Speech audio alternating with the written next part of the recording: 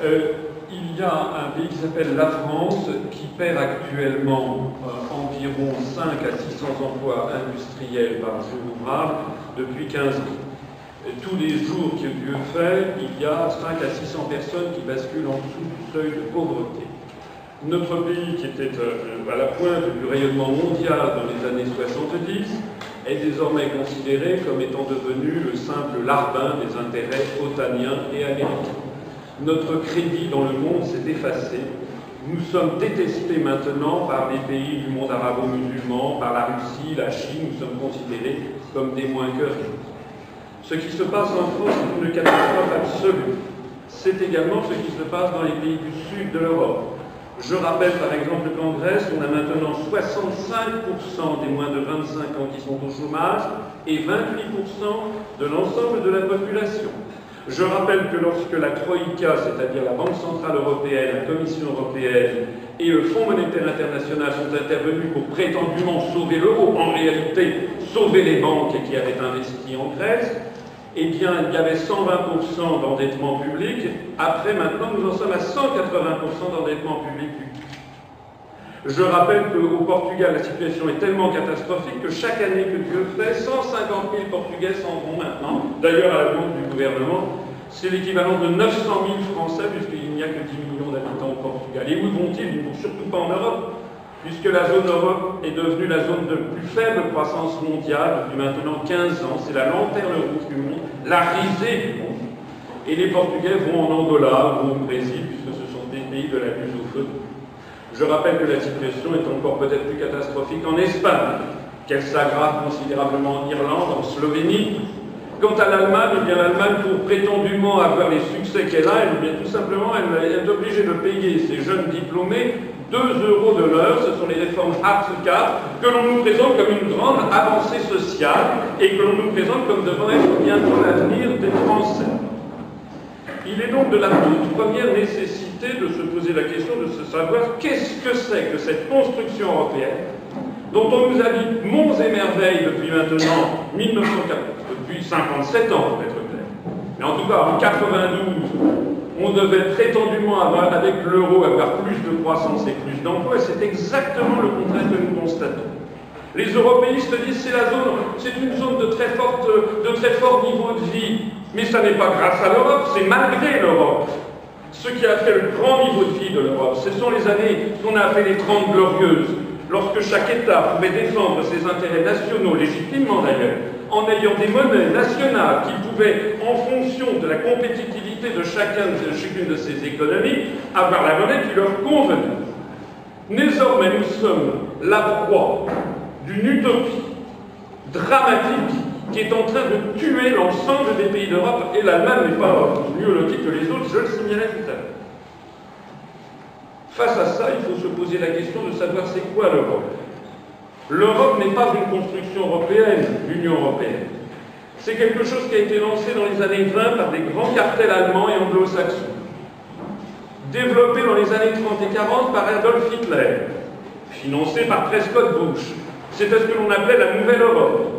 Walter Hallstein, qui était le juriste d'Hitler, qui a préparé les premiers projets de l'Union européenne, l'a fait après la rencontre d'Adolf Hitler et de Mussolini en 1938. Walter Hallstein a été arrêté en officier de la Wehrmacht en 1944, envoyé par les États-Unis à Camp Como dans le Missouri, puis ensuite à Fort Getty dans le Rhode Island, et ensuite a été retourné par les Américains, s'est retrouvé professeur dans une université en République fédérale d'Allemagne, et en 1951, il entrait comme secrétaire d'État aux affaires étrangères du gouvernement de Konrad Adenauer. 7 ans seulement après avoir été arrêté par les Américains en officier de la Wehrmacht à Cherbourg en juillet 1944. C'est lui qui a préparé les projets de Commission européenne, qui est un processus parfaitement dictatorial. On ne peut pas avoir de démocratie européenne puisqu'il n'y a pas de démos. La démocratie, c'est demos kratos, le pouvoir du peuple. Si vous n'avez pas de peuple européen, vous ne pouvez pas avoir de démocratie européenne. Et ça a d'ailleurs été conçu comme tel. Un procédé, la Commission européenne est un procédé fondamentalement antidémocratique. D'ailleurs, ce Walter Hallstein a signé le traité de Rome avec Konrad Adenauer au palais du Quirinal le 25 mars 1957. Toutes les photos en témoignent. Et ensuite, il est devenu le Nous avons maintenant un processus qui est entré dans une nécrose terminale. L'euro est en train de mener tous les peuples à la ruine. J'entendais dire tout à l'heure que l'on ne pouvait pas vivre dans le monde si on n'avait pas un marché de 500 millions d'habitants. Qu'est-ce que c'est que cette histoire? Avez-vous déjà entendu, Madame Borderie, êtes-vous déjà allé à Singapour, qui a 4,5 millions d'habitants, et qui est donc comme la moitié de l'île de France, qui a un niveau de vie supérieur au nôtre et qui a un taux de croissance de 8% par an? Avez-vous déjà été à Taïwan? Avez-vous déjà été en Corée du Sud, au Vietnam?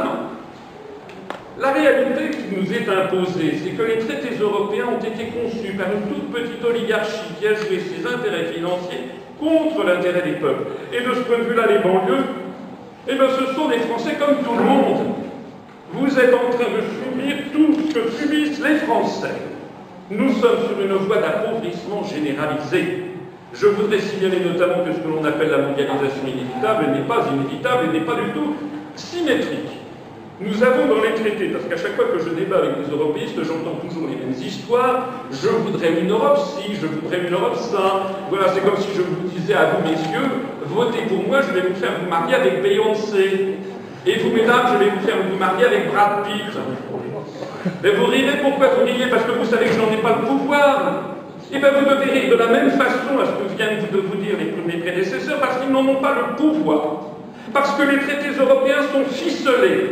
Parce que l'article 63 du traité sur le fonctionnement de l'Union européenne interdit toute restriction aux échanges de capitaux. Et c'est pour ça que nous perdons une usine par jour. C'est pour ça qu'actuellement toute notre richesse est en train de partir pour aller s'installer dans des pays à très bas coût de salaire. Savez-vous que les pays qui réussissent, la Chine, les pays d'Asie du Sud-Est dont je parlais, la Russie, n'ont pas accepté justement cette totale liberté des mouvements de capitaux de l'article 63.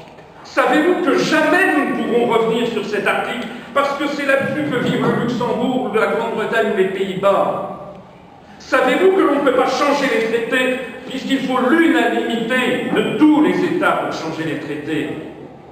Donc toutes les paroles dont on vous baisse, ça fait 35 ans, 35 ans que l'on vous promet une autre Europe. Vous allez encore gober ça. Vous allez encore repartir pour 5 ans avec une autre Europe. Nous, ce que nous disons, et j'en aurais terminé, ce que nous disons, j'ai créé un mouvement politique le 25 mars 2007, le jour du 50e anniversaire du traité de Rome, pour dire que quand ça ne va plus, ben ça ne va plus. Et puis on tire sa révérence. Nous proposons, et nous sommes le seul mouvement politique français, à proposer au peuple français ce que je disais d'une façon un peu ironique, une trithérapie. Sortir de l'Union européenne, nous en avons le droit. C'est l'article 50 du traité de l'Union européenne qui est interdit d'antenne à la télévision et à la radio. Vous avez sans doute remarqué que M. Denis Père de Nos Citoyens passe constamment dans toutes les télés des radios. Moi, jamais. C'est bizarre. C'est très bizarre. Il y a une autre chose que nous voulons faire, c'est sortir de l'euro. Et de ce point de vue-là, je peux vous donner la litanie du nombre de prix Nobel d'économie de tous les pays du monde qui disent qu'il faut sortir de ce bazar au plus vite. Et puis nous voulons sortir de l'OTAN, parce que nous sommes placés sous la domination de l'OTAN par l'article 42 du traité de l'Union européenne, que la construction européenne n'est pas du tout la paix, mais la guerre, que la construction européenne nous emmène en ce moment vers la guerre contre le monde arabo-musulman. On l'a vu au Soudan, on l'a vu en Libye, on le voit en Syrie, contre la Russie orthodoxe, on le voit en Ukraine. Nous sommes devenus les supplétifs de la géopolitique américaine. Ce que nous proposons aux Français, c'est de se redresser. Nous nous adressons aux Français de cœur, parce que dans les Français, il y a des collabos, et puis il y a des résistants. Nous nous adressons aux Français de cœur, nous avons un mouvement politique qui croit tout à lui, bien que interdit des médias de grande diffusion, uniquement par les réseaux sociaux, par Internet, et je signale d'ailleurs que notre site upr.fr est devenu le premier site, ou le deuxième, ça dépend des jours, le plus consulté de tous les partis politiques français, tout simplement parce que nous ne vous prenons pas pour des imbéciles. Nous nous adressons aux Français comme à un peuple raisonnable, qui est capable de comprendre avec intelligence une situation dramatique qui lui est imposée. Je vous remercie de votre attention.